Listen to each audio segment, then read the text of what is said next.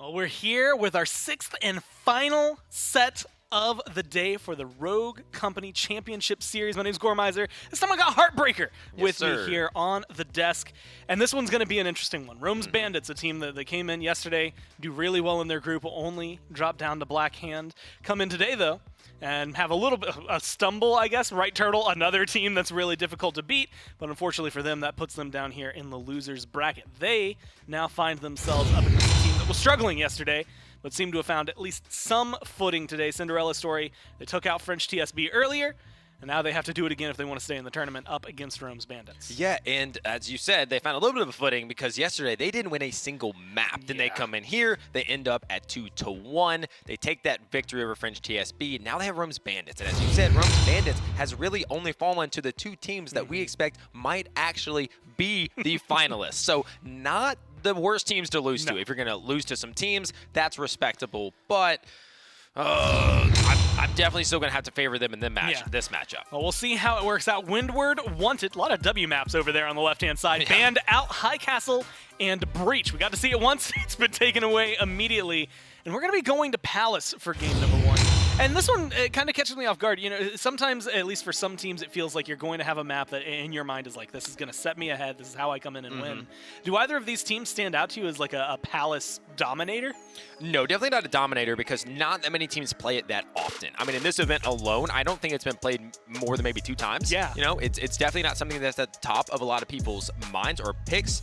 And seeing it come out means somebody is trying something. Yeah. Somebody. They need something fresh. Exactly. Somebody's like, I'm not sure we'll be able to take them down, so why don't we go ahead and grab this map?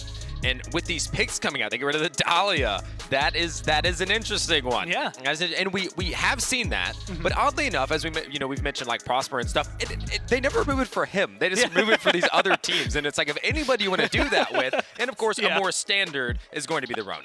I don't know if I've seen Prosper. No, that's right. He played a Talon yesterday. The one time it got taken away from him, hey, he swapped away from it. That Ronin, that's expected. That's expected, especially with a Talon coming out. If you're going to have intel, a Ronin counters that. So how do you just say, you know what, nobody's countering this intel? You get rid of Ronin.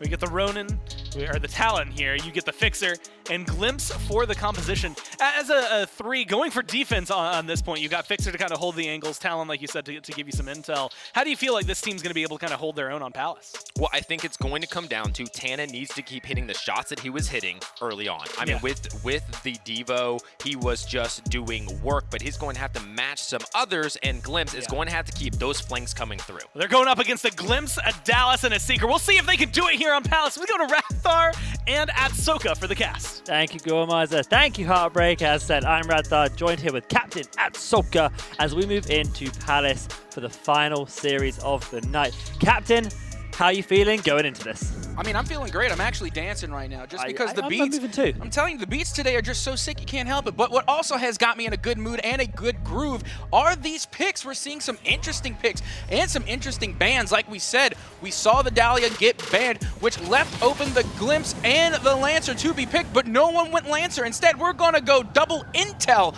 on the side of Rome's Bandits. Yeah, I love that. I love that we got actually 4 intel characters across the map between Glimpse, we got Seeker, we got Dallas, and we have Talon. Across the map, there's a lot of intel to come out in different forms and variants. We'll see how the teams can utilize that to the best of their ability. But I agree with you. I do really like the Seeker-Dallas combo. We saw it come out on Hollows at the end of Rome's Bandits last series, but the bomb is going down very quickly. That's what we expect here on the B-side push. There's the bomb down. That is Hizzy getting out as well. And now it's going to be, the grenade taking down a lot of damage. He is going to be in a little bit of trouble, but we'll be able to stay invisible to stay alive as they just recover from what was a good plan, and then a lot of damage coming out, and now we're going to use the Fixer. Remember, only one Fixer on the map is a big advantage as he does try and find KO there off on the side. Will they get it? Oh, that's just a little flank coming from 2D. Finds 2 out of nowhere. Now it's just left a Seeker somewhere on the map. They know he's back there somewhere, but that should be a pretty easy defuse. You hear Fixer getting on the defuse. Can Seeker get there in time? They will find out. They need to make sure they split this properly. They just found it. They just see him. 2D does go down to the Seeker, but that will be the cleanup crew from the remaining members of Cinderella's story as they get this defuse. Fist bombs going up across the teams. And that is a round 1 for Cinderella's story. And that's the way you want to start things off, going up against Rome's Bandits, because remember that they are a top contending team as well. You know, a lot of respect is shown for Rome's Bandits, and Cinderella Story did not have a great day one. So coming into this day two, they are doing much better, and they have got to start off strong. And I gotta say, shouts out to Tooney getting loony with that flank. That was a mean flank, getting a two-piece in the process. I'm gonna be honest, I'm surprised he got away with it so early. I you know, those sort of plays when you've got a glimpse of padded steps, you know, later on the round, maybe some evade, some stalker, whatever it be, you expect those sort of plays later on, especially from Tooney, who loves to flank, loves to make those kind of plays. But round one flank like that to get a two-piece just off the rip, that was very, very impressive from him. Great use of the character. He feels just so comfortable on that. And I wonder if as the series continues, maybe into next map, we see a ban. But hey, what has Tanner picked up? We know he's the Devotion King, but now he picks up the full body, goes for the snipe, misses, and Hizzy will be able to clean him up there with the revolver. But the team shot's coming from Tooney, and Dak will take him down. Didn't get out of the way with grenade. Rugi able to take down Tooney in that one. And here we go. We're seeing the cross exchange come through once again as Dak Attack will be able to get the elimination, but will also in turn be eliminated themselves, as we can see a 1-1 tie between Rome's Bandits and Cinderella Story. I mean, that was a pretty even trade going in there. I kind of like the way they were going for it. I actually thought Cinderella Story had the potential to clean that up there. I liked when he switched to the pistol. We got the one down, had potential to get a second, just missed those few couple of shots that he really needed to hit. I will say again, what I do love about this console team, or say ex-console team, they're obviously on the PCs here in the LAN center, but they and Cinderella Story love their heavy-hitting weapons. They love their Hi-Rez, they love their Devotions, and the LR-15 obviously coming out now from Tanner as well. I like that. I like that's the kind of style they're going for. I think it's very unique, and I think a team such as Rome's Bandits will have to play into that a little bit differently. Obviously, KO, though, does use the Hydra as well, familiar with that style of gun. Yeah, and don't forget, positioning is such a key factor in this map because you have the multi-levels here. You have the multi-stories. You could be playing on the ground or you could be up in the rooftops. As we have already seen, it was, in fact, Rugi with that Seeker up high and on the building, as well as the glimpse. And again, we see Rugi making their way back towards the ground, and KO on the ground as well, trying to get their sights on that A plant, but nobody making the move just yet. Well, this is a very sneaky map as well. You're so right about the height there. So much can be played around with the height. And if you look at the side of Cinderella Story, as we might be seeing a little glimpse action here, if Tooney gets himself caught out, we'll find out if KO decides to take this shot or not. But all three members of Cinderella Story actually have padded steps available to them. Between Talon, Fixer, and Glimpse, they all have it available. Rugi finds the pick with the nade, and that is KO finding the pick off of Tooney on the other side of the map that we knew he was looking for. He does get us two members of Cinderella Story down, as the final one on reveal is going to be played for. It's just one Fixer trying to stay alive in the middle of a reveal. Can he get it? They're looking around for the dart. They just should be looking for Tanner as Tanner falls 2-1 in favor of Rome's Bandits. Yep, just a classic 3 up, 3 down, and nobody on Rome's Bandits will hit the ground. They all stay up on their 2 feet, and they will go into the next round with a 2-1 lead. Yeah, they're looking pretty strong going into this, although I will say I do like Cinderella Story's style right now. I think they just need to adjust the map a little bit better, adjust their positioning with each other a little bit more. Whilst I love that Tooney is very good at these flanks, if he does overcommit to flanks too often, it will become predictable, and we already saw that. KO was ready for it, KO was looking for it, KO had him out of position, and when KO found the right moment, KO went for the shot, KO got the kill, and that was Tooney out of the action before he was even in it. Yeah, big advantage right now on Rome's Bandits, of course, is that intel. They have 2 intel characters, where on the side, of course, for Cinderella Story, they're relying heavily on that Talon to get some intel. So I think Dak Attack needs to get a little bit better placement with their sensory utility and get some more intel on their side, as they are able to get that bomb planted on that A side. And now it's up to Tana and company on the side of Cinderella Story to get the retake. Yeah, I really want to see more come out of Tanner here on the Fixer. He's the only Fixer on the map which isn't so much smoke ult pressure, and we see him use that a little bit more aggressively. As he does go down there, as I'm speaking, Hizzy is able to take him down there. I think that's just a little bit misplay with the smoke. Hizzy finds another one there, Dak down as well. Hizzy maybe going for the 3-piece right here. Tooney finds one down to Rugi. Tooney trying to find another, actually, using the power of the Hydra, but he does have the ping of them behind him. Can he get it in time? We will find out. And that will be the nice little clean sweep there as KO takes down Tooney in that final moment. But yeah, as I was saying, I think playing around the Fixer is going to be really important here, and I think they need to coordinate both the Talent and Fixer together to make it work. And what I mean by that, very simply, is Talon needs to be the one to clear out the close entrances on a retake. Make sure no one's too close where they could kill the Fixer easily. And once that's happened, once they have a bit more intel about what's going on, that's when the Fixer smoke comes out in a very aggressive position, and that's when Tanner can move in with that devotion. We saw him earlier on Dahlia. That's why Dahlia was banned, I'm guessing. He is a monster, absolute monster with the devotion, and we need to get him in a position where he can use that if Cinderella Story want to ride the pumpkin carriage all the way to the ball. Gotta love those Cinderella puns, and I guarantee it won't be the last time that we hear it tonight as we continue to get on here in round number 5 between Cinderella Story and Rome's Bandits. We can see Hizzy taking the zip line, going up high, getting some early high ground as Rugi will be making the push here as well, as they will bring the bomb back towards A again. No surprise there. They did it once, they did it twice. Let's see if they can get another win, which would be oh so nice. Absolutely nice little rhymes there. I like that. I mean, they're letting them get the bomb down so easily. And there's another really early smoke. That's the kind of smoke I kind of don't like coming out here from Tanner. I think they, as a team, need to adjust. I also feel like they may need to start adjusting how they're playing around and allowing the bomb to go down so easily. I think this is a very easy map to get the bomb down, but playing no contestation into it is a little bit risky. As we see KO here on the flank. Can he make anything happen there as all 3 members of Cinderella Story have pushed up? Now it's going to be a straight fight as there are trades go down. Tanner finds one, Tooney finds another. KO will get the trade out there, and now it's going to be up to KO on the flank to find the final 2 members. But will he get it in time? He can't see the one on the bomb. They know he's defusing, just finds it. This is the track around to KO with the flank, finds the 3-piece. Nice little clutch there from KO. That's why he's there. That's why he's on the flank, and that is how you execute that play perfectly when your 2 teammates drop so quick. Not only that, but I got to give kudos to Kato's shot placements. Those look like all dingers until, of course, you get that kill on the Glimpse. And then not only that, but KO pretty much got lucky. Glimpse literally walked in front of the crossfire. But let's have ourselves a listen in to hear what the players have to say.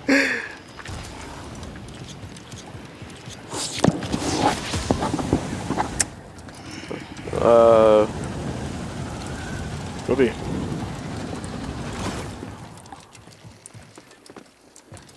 Us too. That's cool. We're playing this. We're playing this. We're playing this.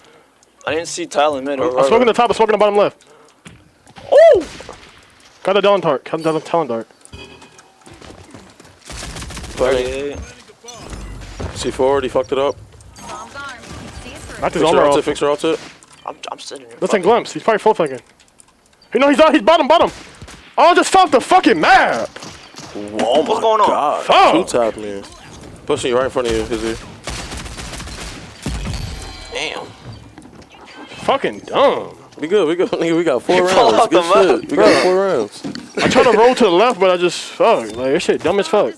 Hey, there it is there. We saw that. Tanner putting in some really good work there onto the side of Rome's Bandits, not only getting a nice 2-tap, as they explained, but also forcing one of them off the map with a little bit of a mistimed or misplaced roll there from KO, falling off the risk. And that's a risk you have to deal with on a map like Palace. You can fall off the edges kind of easily. There's a few little spots on the map that are a bit dangerous in that sense.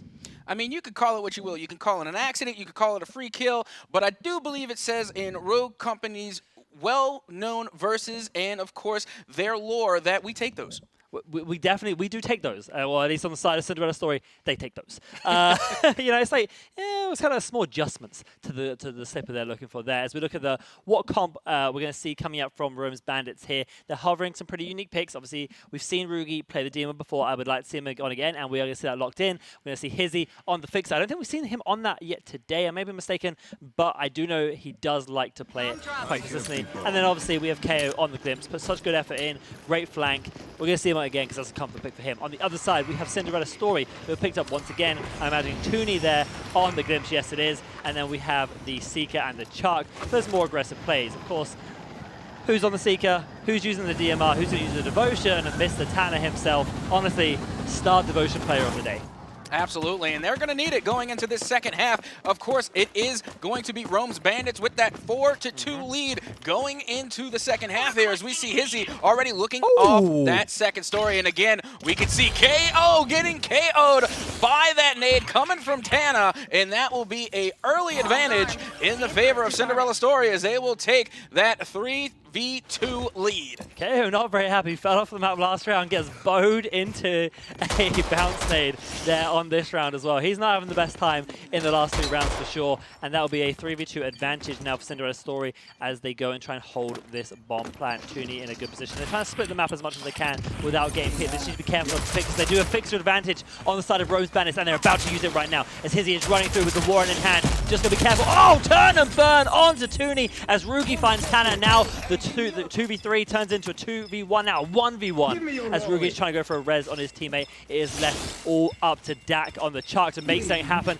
He's shooting over, just needs to survive long enough and guard this bomb. That is the game plan. You have to watch it. Don't die before they get on the bomb. This is all up to you, Dak, in these final moments, and he makes it work. He gets it, and that'll be Dak with the clutch that was needed to bring this game a little bit closer. 4-3 now, still in favor of Rome's Bandits. And that was just a good play coming through from Dak. And we've talked about Dak time and time again. We were saying that, oh, they really need to step up. They really need to come in a major way for Cinderella Story. And that was some clutch moments there coming from Dak Attack. They finally have showed up here on Palace to put them back within one of equalizing Rome's Bandits. Absolutely, and I think that was definitely a good round for them. I will say, if KO can stay alive and not fall to these somewhat unfortunate measures, I do think that this is still looking favoured for Rome's Bandits.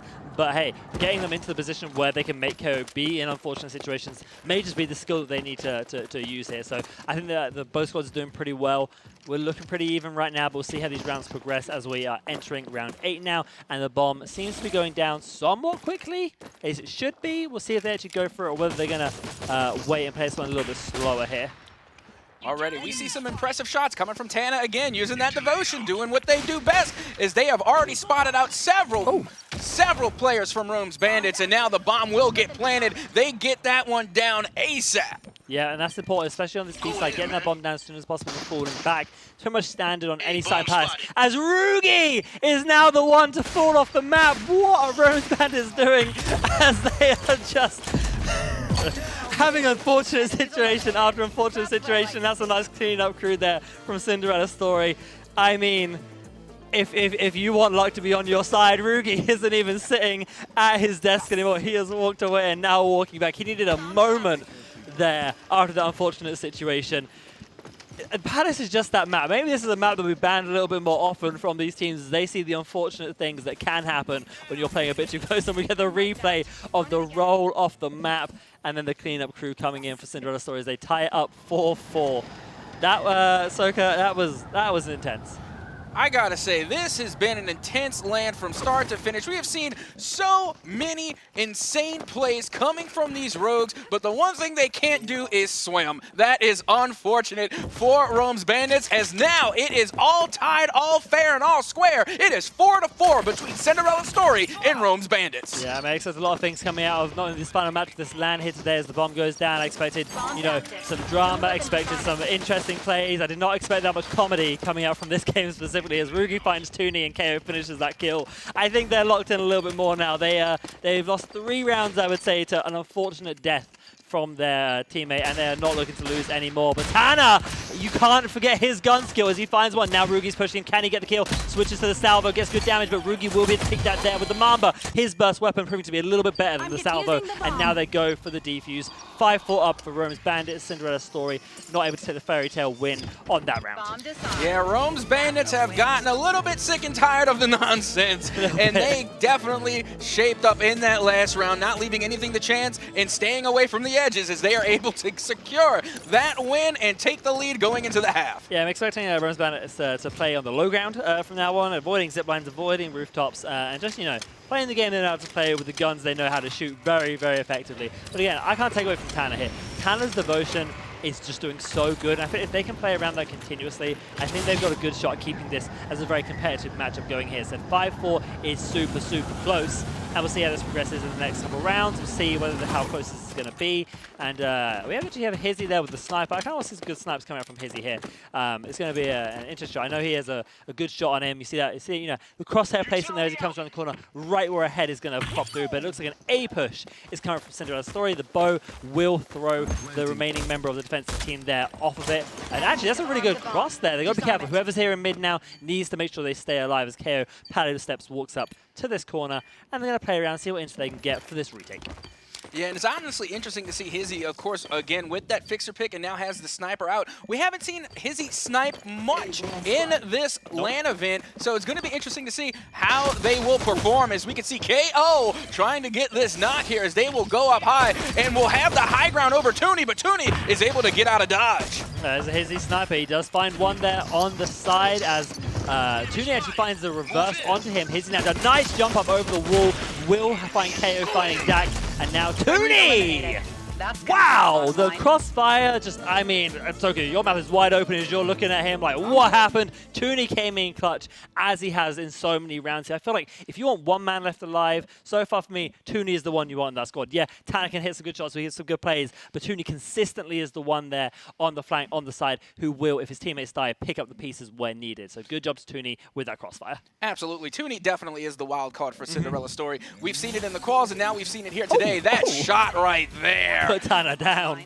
An impressive showing from Hizzy. Like we said, we haven't seen him snipe much, but when they do, they manage to find the headshots. And again, of course, Toonie being able to clutch up. The reason that I was so surprised is because I thought Toonie had dropped from the building initially to get the res on Tana, and then they just showed up out of nowhere to get that final kill. As once again, we find ourselves in an even game. Absolutely. He actually got all 3 kills that round. I saw from the kill feed and that little replay we saw. So all 3 went down to Toonie there. He just put himself in a position with that Hydra to do the big damage plays, and that was solid. We'll see how they can progress here as the bounce nade comes out. Will it get a pick? It will not get a pick, but they might be able to use that to secure the bomb site. Actually, it was a bait.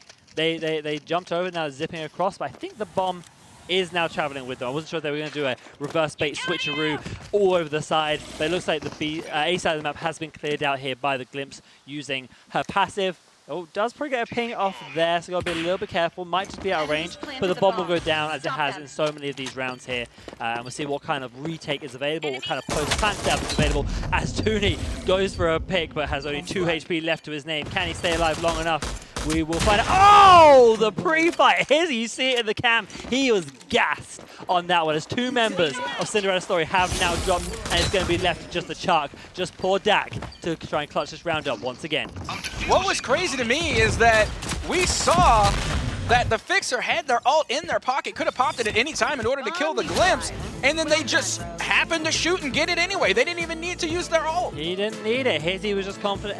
You know, I hear him, he's nearby. I hear the buzz of the Glimpse. I'm just going to fire some shots. I know it was low. My teammates gave him the comm, found the 1 shot, found the 2 shot, got Toonie down, and from there it was just a momentum-based thing. Yeah, you see, look there, it's 1-2, there you go, 32 damage, that will get Toonie down from that low HP. At the same time, Tanner goes down, then Rugi with a nice little crouch spam, DMR hits on that mouse and keyboard. We'll find the final member of Cinderella Story as Rome Bandits are now on match point. 1 round is needed for them to take this map and move us on to map 2. Absolutely, but for Cinderella Story, they need 1 more dub to take this to a 6-6 in the first map. And I gotta say, they have the ability to get it done as we see Rugi making their way over towards that B side, and as well as Dak Attack getting ready to push towards A, but we see Toonie there lurking up high, of course, on the rooftops as Hizzy will get a good view there, and that nade will land nowhere near close. Hizzy is still safe and sound. Absolutely, and we'll see what kind of plant they go for here. They have moved to the A side of the map, which they have so many. They've planted down there, I believe. And now again, we're playing this post-plant setup, this retake. How much have you learned from this, and how are you going to do it? And does it look like Toonie wants to flank? It kind of does. Actually, they're so far off the bomb, they have to be careful of a ninja defuse coming out from KO here. It really could be possible, depending on how he positions here. They seem to be really far back, but KO is going for a more aggressive play here. Toonie has got on the flank. Rugi has spotted him out, though, and that is not going to be too good for the side of Cinderella Story if they get collapsed on. But actually, Hizzy finds the snipe. Wow, the snipe and the roll-off. Dak will try and revive, but he will not get it. What's going to happen here? There's only 2 members left of Cinderella Story. 1 member left of Cinderella Story as Toonie is left to 3v1 clutch, and Hizzy will put him down with the sniper. We said Hizzy hasn't used the sniper too much here on today's event, but he's used it this game, and he has put down the members of Cinderella Story and taken map 1 for Rome Bandits. Hey, I do have to say, though, we did see some pretty good plays coming from Cinderella Story. Absolutely. All the elements are there. Now it's just about execution. They have the right ideas, but now they really need to execute and land their shots. I got to say, they were getting outgunned over there by Rome's Bandits. They were getting the headshots, and again, we saw Hizzy showing up with the fixer, getting the snipe shots in as well. So, again, it's all going to come down to on who is going to be able to aim better and land more shots. Absolutely. I feel like these two teams, in terms of gun skill, are very evenly matched. I think part of that is weapon choice as well. Obviously, the Cinderella have very hard-hitting weapons, so as long as they can control that recoil, which they seem to be able to do, for example, Tana on the Devotion, I keep talking about it, they're going to have some really good even trades. It's coming down to decision-making and positioning more than anything about where you're setting up your post plan, who's up high, who's up low. On a map like Palace, there's so much height to move around with. You have to be careful about that. And I want to see, as they move into map 2 here in a moment, what their strategy and change is going to be. I don't see a lot of rogue change or weapon choice coming out of them. So I think they really need to nail down what their strategy is, figure out what worked, which of Tooney's flanks were well timed, which ones weren't so much, and maybe whether they can prey on some unfortunate events as we saw in that map.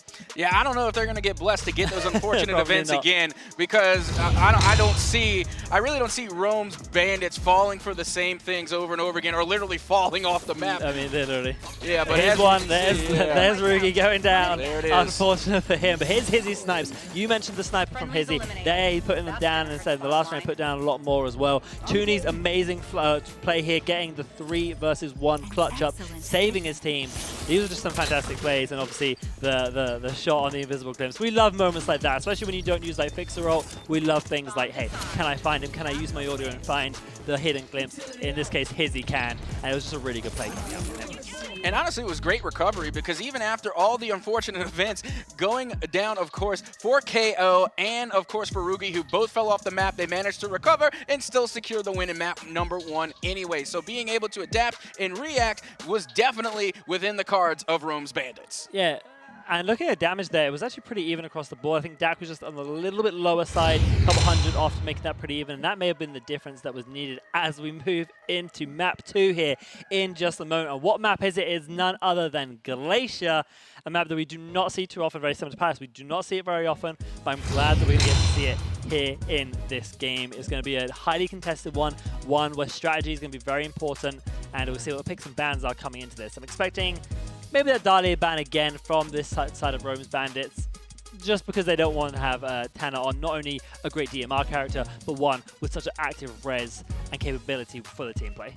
Especially within all this close quarters. And I can honestly say, I don't think that Glacier is anyone's favorite map. This is definitely one that we don't see too often. And again, just like on Palace, there's multiple levels to this map. You got a basement, and of course you got the up top catwalks that you have got to watch out for. And again, of course, those tight corridors where anyone can be lurking around the corner at any given time. But an interesting ban on the Dima going into this one. Yeah, this something makes a lot of sense coming out of Cinderella's story. I like that they went this. They've seen Rugi play it. They know Rugi is good in it. And what it really eliminates is the threat of EMPs, the way that they have been used. They like to play Glimpse. They like to put Tooney on Glimpse. They like to put anybody they can on Fixer. So removing EMPs is a great way of doing that. But speaking of weird picks, weird bans, what do we have coming out for one of the first times here at LAN? Not the first time, but one of them. We have Cannon coming out onto the main stage for K. I think people have been wanting to see this, and they're feeling confident to bring this out on a weird map, bring out a weird pick. We'll see how useful that minigun and playstyle can be. We actually saw this, I believe, yesterday against Blackhand, if I'm not mistaken, when Rome's Bandits played them. They pulled out the cannon, and actually KO did some amazing work. Did some really good things in just the 2 rounds they had to play with it. So we'll see if they can do some really good things from the start of this game as they move into this one as well. I love Cannon. I like watching Cannon play, especially during the pistol round. You can just pull out that minigun and go to work. And let's see if they will as we get round number 1 underway here on Glacier. As we can see already, KO going to be moving along with that chalk and going up towards the mid lane here on the side more on towards B as they are making this push. But we will get a little bit of intel here as already we can see some utility being thrown about. And now here we again see KO with the lurking Talon. They will pass them right up, but will they be punished? Ooh. We see one knock already on the cannon, and now Rugi coming in with the support is able to get the knock on that Talon, as we can see Tooney once again going in, playing a little bit of cleanup. Absolutely, that was a great play. That Dak, I think, sat right in the corner and was able to pick a nice little kill off. Now it's down to Ruki in a 1v3 situation. Talon will get res, and Tuni will sneak around the side there to get the final shots onto Rugi. That was a really well played fight. Really great juggle of peak there from the side of Cinderella Story. They made sure, you know, they got out, did what damage they could, then got back before they were taken out. And you do have to respect Rome's Bandits in terms of their gunplay, as we mentioned. They can drop you much quicker than you might think. And so you have to just get in, do what damage you can, and trust your teammate will follow up on that where you need by. And Cinderella Story do play very well together. They do seem to have that kind of aspect pretty on lock. Well, let's see how they will continue to go as we head into round number 2. And now Cinderella Story has a little bit of advantage. They have some extra econ, and they should be going into this next matchup fully equipped. We can already see Tuni making their way over towards that A site. They're going to go alone, and that's how they operate best, being that sneaky glimpse, trying to go for these flanks. And once again, we see Dak Attack going in towards that same spot as already we could see some of these bullets begin to fly. Yeah, I'm sad we didn't see the cannon note that first round, is where it's actually most useful is on pistol round, because you have that high damage, fully auto weapon against the pistols that your enemies will have. So it tends to be a pretty big advantage in early rounds, but it did not come out, and Tuni will find the first big down to KO. Full killed, but traded out by Rugi there in that moment. And actually for the res will come out, so it's a 3v2 situation right now, unless this can be capitalized on. But that was a great position there by Tanner, I believe, to get some shots off and force the remaining members of Rome's Bandits off there and probably rotating to the other side of the map. Tanner now going to take the high ground, try and get some shots on them and maybe stop the plan, which is going down right now by Hizzy.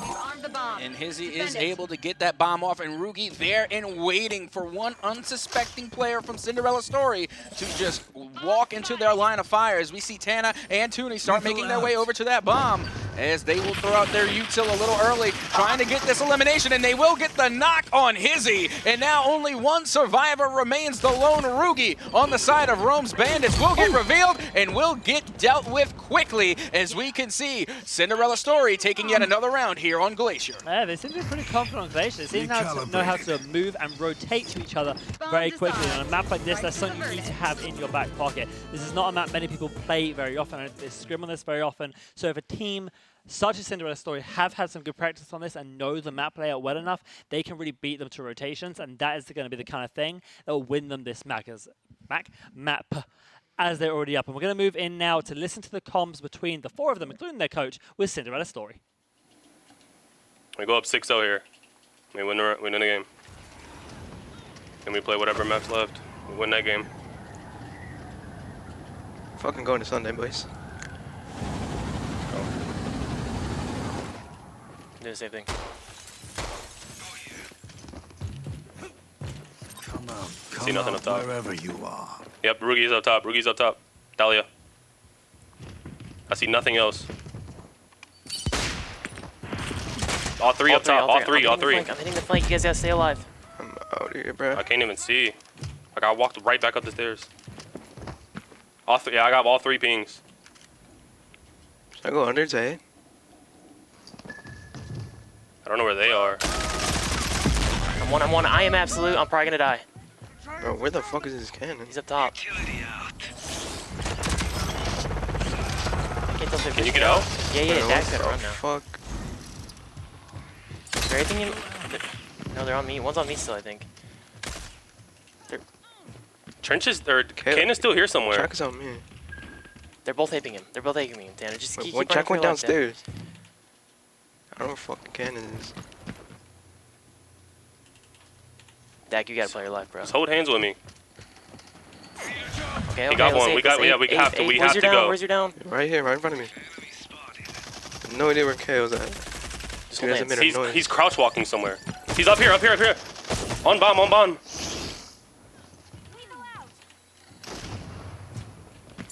Yeah, on me. Got him. Nice. Shit, boy. Let's go. Big fucking rounds. Watching that was one of the sneakiest and stealthy operations on a boat I've seen since, I think, Modern Warfare campaign.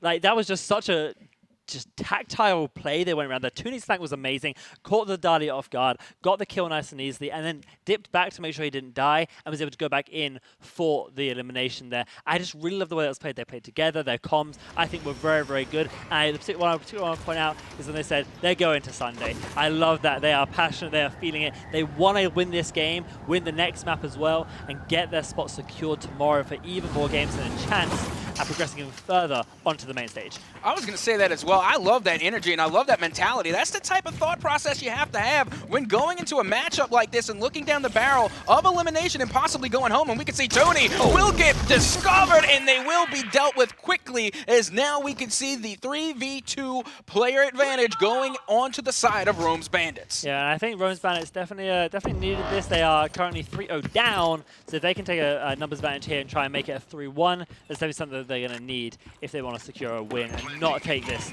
to a map 3. But the bomb is going down. He's there on the Chark. He's going to get that down nice and comfortably, and now going to get covered out by Rugi. So now it's about post-plant. Where are you going to hold? How are you going to do this? And more importantly, how is the side of Cinderella Story going to attack this to make this an effective push? And here we can see KO going down in towards that basement, playing those stairs, making sure they don't give away their position just yet. KO definitely going to be playing very tactfully here, as we can also see Izzy and Rugi going to be playing their positions well, as we can already see Dak will get eliminated and will get knocked out, as we can see Izzy again going for that push, and we'll get the final elimination and will take a win, getting Rome's Bandits on the board. Absolutely, that's 3-1 now. Still in favor of Cinderella Story, but a nice small recovery for Rome's Bandits not to have this too washed out. And I'm here doing some alphabetical math, I guess, in my head. I'm thinking, KO cannons. If you remove all the consonants other than the C from cannons, you get KO. I guess so, but already. It's meant to be. It's meant to be. As he's playing the character here. Yeah, that was a nice execution. They got the pick they needed to. Tooney playing a little bit overextended, does get turned on, does get seen, does get killed, and that leaves his teammates in a pretty unfortunate situation. It's really meant to be the other way around, right? It's meant to be Tooney the last one alive because he's on the flank, not the first one caught out. And here we go again, heading into round number 5. Once again, we see the 3-1 lead in favor of Cinderella Story, but that can all change here, as we could see Dak Attack trying to lay down that fire, but Cannon will activate the minigun, and it will be Dak Attack to try and get out of dodge, as the minigun will be used and it will be gone. And now we can see Rugi down there trying to get the read on KO. KO now making their way around, as well as we can see Tooney, as all players from Cinderella Story got from inside of the building to the outside, literally avoiding all the damage. Yeah, absolutely. I think everyone avoided all the damage of all of that, to be honest. I saw the cannon shield on the... Oh, wait, never mind. That is going to be Tooney finding Rugi on that nice stealthy play. That was a really good play as he swings around the corner. Nice team shots there with Tana and Tooney taking down KO now instead of 3 versus 1. It does get a little kill, but Hizzy will fall down as well. And that'll be 4-1 going in favor of Cinderella Story. But as I was saying, the cannon, crouched down with the shield up, blocked not only a Semtex, but also a C4. So that was a good use of that as well. A lot of damage negated during that initial fight, but the post-fight setup ended up going in the favor of Cinderella Story. Honestly, whenever Cannon goes prone, the only way to take them out is with the C4 or the Semtex. And honestly, whenever Cannon goes prone, it is so deadly. I like to call that the murder turtle, because they huddle up, right? And then they're just dealing tremendous amount of damage. So again, it can be like a double-edged sword, because it can deal out a lot of damage, but you're literally a sitting duck at that point, or rather a turtle. Yes, a turtle with just a little head poking out from the shell. And if you get those headshots, you will drop quickly. But it seemed like the utility did not land that time to take the turtle out, and it will be 4-1 in favor, as I said, of Cinderella Story, as they look to take the half. 5-1, that's probably the hope. I feel like 4-2 here is a pretty admirable effort on Glacier. Well, here we go. The crossfire already going underway, as we can see Rugi trying to get those cross-map shots with that DMR, as they will have to be, as they will be forced to push more in towards B, as now we can see Tana laying down those shots with the Devotion. They have been on point all night, getting those dings, but not being able to get a knock so far. No, absolutely. That was a good shot there. The nade almost in the right spot, but did just miss out, as Rugi finds Dak there on the side of the map with his dead eye. That is going to be Dak falling down. But the revive actually seems to be able to be stuck by Tooney. I do not think Rugi's going to push. I think they're going to let that revive come through and just go and use that for bomb pressure and bomb plant. And that is now down. Now it's up to the side of Cinderella Story to go forward, get a post line set up off, and try and retake this bomb site. Well, here we go. The retake is underway as we can see Dak Attack once again trying to lay down that pressure. But here comes, here comes, and here goes that minigun. The headshot coming from Dak was on target. What a shot and what a play as Tana will come and clean up as well. And now they have themselves in a 3v2 as the Chalk will get back up. But once again, we see Tana trying to finish the job and will get the second elimination on the Chalk as Tana trying to get the final elimination on the remaining player from Rome's Bandits, but they are playing some Ring Around the Rosie, and time will officially expire as we see Cinderella Story clutching up to take the dub. Wow, that was so impressive from Tanner there to get those headshots where it can. And that is his just hero arc here. He will get the headshots where they can, whether it be with the Devotional, whether it be with the pistol as we saw there. He will find them where it matters. And you can see his reaction. He's like, man, yeah, I did that. And yes, he did do that. Tanner just a demon, an absolute demon. With that Devotion, he has to be respected because that is a lot of damage, depending on your toughness, ranging from about 78 to 82 damage coming out there. That's a lot to deal with in these kind of moments. That was absolutely nuttery buttery, but the play that stood out to me definitely was Dak getting that one hit shot to the dome piece of KO to get rid of the minigun. As soon as Cannon revealed themselves and brought the minigun out, I thought that Dak was done for, but that one well-placed shot shut KO down, and that's where the turnaround really came through and got an impressive win at the half in favor of Cinderella Story. And that's really the benefit of these players using these heavy weapons, is that they do have that available, and they've managed to get themselves 5-1 up here on Glacier. That is the kind of lead that if you play it right and you play smart, you play together, you play the way you have been playing, you've got a good side, especially on Glacier, which is really not one side or the other. I feel like getting the plant down the attack isn't too bad, but when it comes to post-plant, as we saw, lots can happen, lots can be situated on a map that's so unfamiliar to so many of these players. Glacier really can be a toss-up map in this sort of situation. It seems like Cinderella Story are the ones who are taking that with the advantage so far. Now you see, this is interesting. We see Rome's Bandits going for double intel with the Dallas and with the Talon, which honestly isn't a bad pick, but I gotta say, I think the advantage, again, is gonna go with the meta with that Chalk and Dahlia link. I would agree with that, actually, and I think Rome's Bandits do really like the intel play style. We've seen the Seekers, we've seen the Dallases, now we've seen the Talon.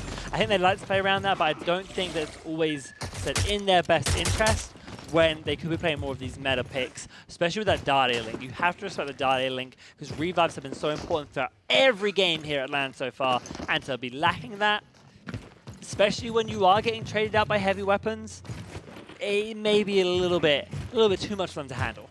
That may be, but we already saw the rotation coming through for Cinderella Story as they make their way over towards the site to get the bomb down. You can see Dak, they're biding their time for just a moment, waiting for them to reveal themselves. As we can see, Rome's Bandits were able to take some shots but give away their location at the same time. Hizzy now will be throwing out their utility. As we can see, Rugi nearly getting the elimination, getting the knock, but they will fall down to basement, avoiding the damage. But Tana will not be able to do the same, and now they will get eliminated in the process, and we can see KO on the hunt trying to find Tooney.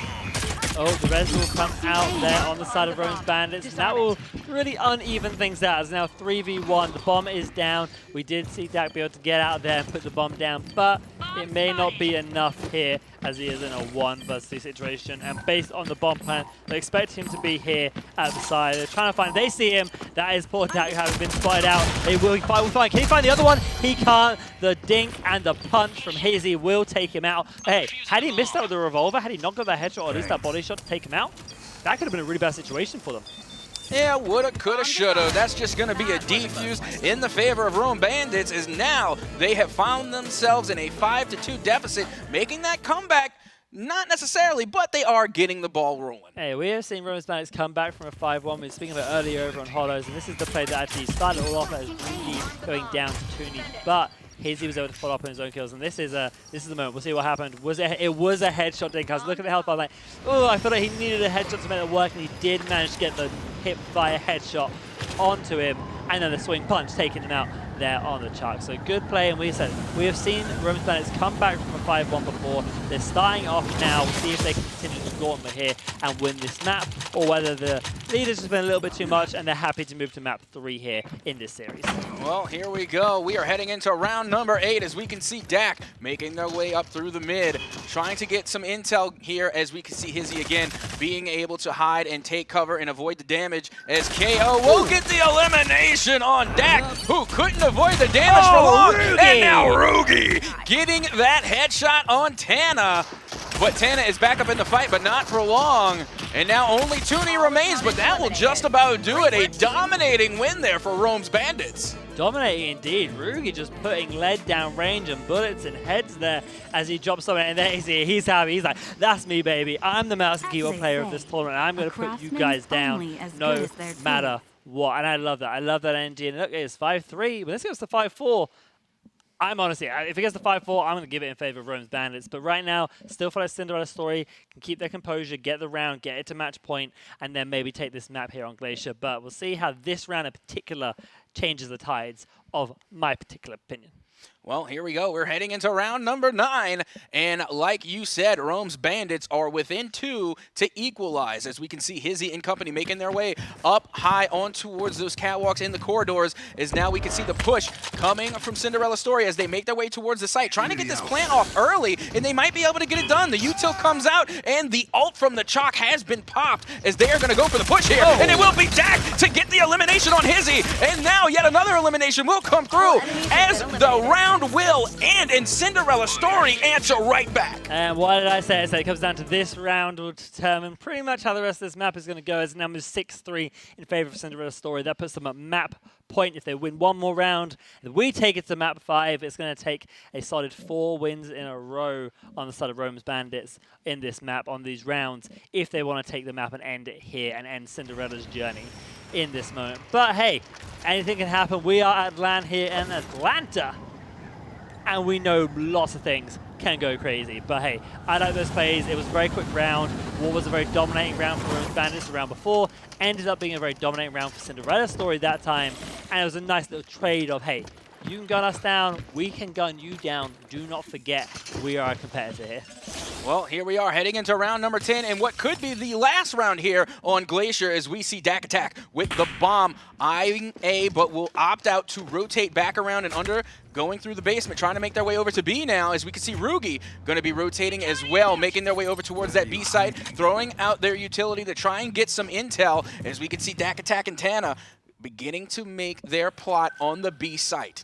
Yeah, what I love about Glacier of anything is the rotation routes available, very, very quick, very, very snappy, and instead the teams that know them can make a lot happen here. We have Toonie on the flank, as we do expect him to be every once in a while, as we have Dak and Tana just trying to play together with this Dahlia Chalk and try and find a way to get the bomb down and just bait a bit of time out for Toonie's flank, as they're now going back under for another rotation round, but they see KO down there. Can they get him in time? Good damage by KO. Flash coming out. Can he get these 1v1s? He can with Hizzy giving him the cover fire. There's 2 members of Cinderella Story down. Tana and Dak have fallen. It's left for Toonie as he gets snapped at, and he is now in a 1 versus 3, and he will go down 6-4. Still in favor of Cinderella Story, but their comeback is still in potential for Rome's Bandits. That was a great read by Rome's Bandits. They were cutting up the mid lane, and they were watching the B site like a hawk, but when they saw the rotation come around, they had cut them off right there in the middle of the basement and stopped the rotation in its tracks. They already saw Cinderella Story, had tried to rotate once. They weren't going to let it happen again. They got them caught in the crossfire, was able to get that double elimination, and then after that, it was all about the player advantage. That 3v1 will fall in favor of Rome's Bandits. Absolutely, and when you get down into that lower area,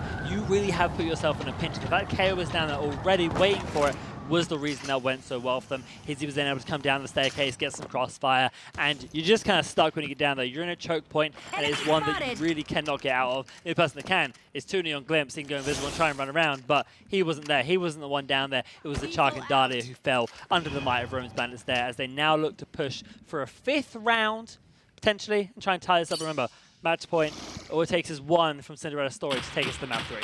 Yeah, now keep in mind, there's a lot of intel going around on the side of Rome's Bandits, as they may be able to act on it. Remember, they did decide to go for the double intel, and maybe it might be paying off here, as once again we can see Talon throwing out their utility, trying to get some more intel, but hold the phone, Dak Attack will get knocked, but they're going to self-res and get back into the fight, as we can see the Glimpse. As a matter of fact, Toonie had been knocked as well. No, I'm sorry, that's the other Glimpse had been knocked, and now we can see Tana will be knocked as well, and we find ourselves in that 2v2. Yeah, it's definitely getting close to the wire here. 2v2, as you said. The bomb is down. They should be able to take this fight, get some picks there. Good damage from Tooney on there, but that'll be Dak falling first, as it's not looking too good for him. A 2v1, and wow! Rookie's shots are just insane with this Deadeye right now. You know he's feeling himself. Look, he's sitting back in his chair. He's feeling it. He knows his Deadeye is blocking right now, and he needs to keep it moving. That was a fantastic, well-played round. Good positioning, good angles, good shots coming out from Rookie and his co, as they now take it 6-5. We've evened this almost right up. This goes to 6-6. It's really a coin toss on who's going to play that final round better, but we have one more round before we're there. There's good damage there. Good stem tech. Sticks him in the head, blows up his head, gets the extra headshot damage and the golden numbers there from the stick, as Rugi finds Dak there and moves round. Just good positioning, rolls out, and 1, 2, 3. That is Rugi finding the kills there where they count most. 6-5 in favor of Cinderella Story. This is getting close. Captain Ahsoka, I'm getting excited. Yeah, this is getting absolutely insane as we head into round number 12. And we can see Rugi and company already making their way up the middle and heading towards A. And now we see KO as well, going to be trying to go towards the side, as already they get some intel to work with and they try and get these cross-map shots. Only doing a real good job of playing some peekaboo, not really getting any knocks so far. No, absolutely, but I said, that kind of damage is good, like little feeler damage. That was a good early bomb plant, though. They haven't been able to successfully go bomb down that quickly in a while, and I think that could really put some time pressure under Rome's Bandits here. That'll be a benefit. The flash comes out, there's one member flash. Can they get the kills here as they are just trying to survive? The gunplay is just so good coming from Rome's Bandits. The KO finds the first pick there onto Tooney, and they're now pushing to try and tie this up. Can they do it? 3 versus 2 with Tooney down. Tanner now drops. Tooney gets full killed, and Dak falls quickly after. That is now 6-6. We are on the map point. If Rome's Bandits wins this next round, they take it. They take the series. If Cinderella Story can pull out the miracle play and just take this last map, which they've played so well on so far, we'll go to map 3. And this is really anyone's game at this point.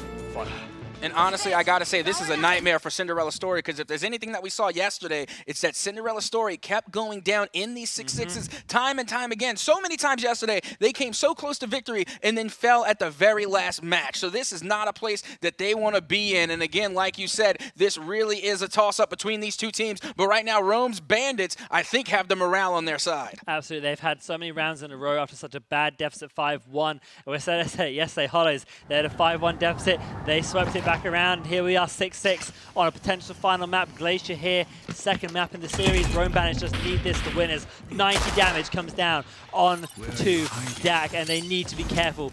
Rome's Bandits are hitting their shots right now, which means they need to play as a team more than ever as they go for this bomb plan. KO looking like he's going on the flank. Hizzy trying to hold down the fort. This really could be anyone's game, as just poke damage is coming down. They're trying to feel each other out in this final round. That they are, and they have some intel to work with. As we can see, Dak will get knocked and will get eliminated, but it will be an exchange, although we see ourselves with that 2v1 scenario. Only Tooney is left alive, and that will just about do it. Rome's Bandits are able to steal game number 2 away and end the series 2-0. That is Rome's Bandits taking the series, as you said there, 2-0, and after such a big deficit there on the side of them, they took that back around. 5-1 they were down, and that is 6 rounds they had to take back pretty consistently, and honestly they did it pretty convincingly. They had something happen in that second half where maybe they figured out the positioning of the map a bit more, because I would definitely say Cinderella Story had the advantage in positioning on the first half, but their guns were just hitting something different. Rugi's shots were insane, Hizzy's shots were insane, KO was doing 1v2s, holding them off long enough for his teammates to get into position. They were doing so well there, and honestly that was a very impressive turnaround from the side of Rome's Bandits, and a definitely deserved win there. They most certainly did, and honestly what the big key maker was for Rome's Bandits' success was their ability to shut down Tana. We saw so many times today, Tana was clutch with the headshots, with the devotion, being able to play that Dahlia, using the link to support their team, and they shut that down. We saw time and time again, Rugi was able to take their own DMR and win those long games against Tana, shutting them down and keeping them from really popping off, and to me, that was the key to the success of Rome's Bandits. Absolutely, there's a lot that went on in that game, but Rome's Bandits are going to be your victors. We're going to throw it now to the desk so they can break it down even further. Close calls is what we see there. 7-5 and then 7-6 score. It's Heartbreaker one last time for you today, at least. And you know, you look at it. Go to map number 1. First off, there were a lot of, I want to say, some funny moments and some real strong moments from both teams. but Rome's Bandits end up getting the pull ahead. They get the 7-5. This last one, it was kind of surprising, I think, to me and a lot of people watching. But Cinderella story pull ahead and by a large margin. By a large margin. And then slowly, Rome's Bandits just chunk and chunk We've and seen chunk at that lead. Several times, actually. I mean, they went down 5-1 in an earlier series Yeah. on Hollows. They bounced back from that. Same question in this one. Can they bounce back? It seems to be a trend at this point. And, well, hey, guess what? It works out pretty well for him here. And again, just being able to watch it, bringing out some differences, you know, with the Dahlia being banned, we got to see this Talon come out and perform exceedingly well in the latter half, admittedly. I think as it started, it wasn't maybe finding as much. We got a lot from Dak, we got a lot from Tan on the other side. But here we really got to see, I think, a lot more pop-off moments just from everybody on Rome's Bandits, but specifically, I mean, there's a reason he keeps showing up on your screen. This was a huge asset to their victory. Oh yeah, Rugi putting that Deadeye to use, and that's what he's known for online. As an M&K player, it's kind of like the DMRs, the shotguns is kind of where their strengths come through, and he's showing exactly why. He is dealing that damage with the DMR, and I have to say, though, these teams with, you know, Dak and Tana and Tooney, they pushed them to their limits. You know, they showed up, and yes, now they're eliminated, but they had a strong performance. I mean, that's a 7-6 against a team that many consider to be a top 4. Yeah, and being able to have a performance. I mean, it's not even like they were slacking. I mean, look at the elims, look at the downs. Like, they were doing well. We'll have to give a shout out. Almost 3K damage from Ruki, which is like the highest number I think I've seen over the last 2 days. So insane for what they've been able to put out. Unfortunately, that is where we do say goodbye there to Cinderella story. Tomorrow, Rome's Bandits, they're going to be playing up against Aerial Rise. Right Turtle and Black Hand will be playing right after that, and then we'll be going through everything else after that point. So a lot, I think, as we're moving forward to see who is going to end up being the grand champion tomorrow. Things get even more contested. We have one best of 3 into a slew of best of 5s. And I'll ask you that now, just the difference between the two. I mean, adding those 2 extra maps, what kind of differences does it make for these players? Well, one, first of all, more maps means more opportunity to come back if you go down. That first map, not as important. Do you want to win it? Absolutely, everybody does. But you're not like, okay, if we lose another, we're down. If you go down 0-2, there's a reverse sweep. You can certainly bounce back and get that victory. So a little bit less pressure in the beginning, but as that rolls on, you got to step it up. I'm going to make this argument transcend Hi-Rez games. In a best of 5, Game 1 or Game 2? Which one do you think is more important? Oh, yeah. So I've heard this before. That's a tough one. I'm going to say Game 2. Game 2? Okay, look, we got another one. I feel like it always, like, it's one of those things. Game 1, if it's a 3-0. Game 2, if it's anything else. But Game 2 feels like it is always going to be the strongest. That's what we're going to be experiencing tomorrow, though. Best of 5s. Again, you're going to want to make sure you tune in 11 a.m. right here at twitch.tv/rococompany. From everyone here at Hi-Rez, myself, from Heartbreaker, and, of course, everyone back in production, thanks so much for tuning in, and we'll see you tomorrow.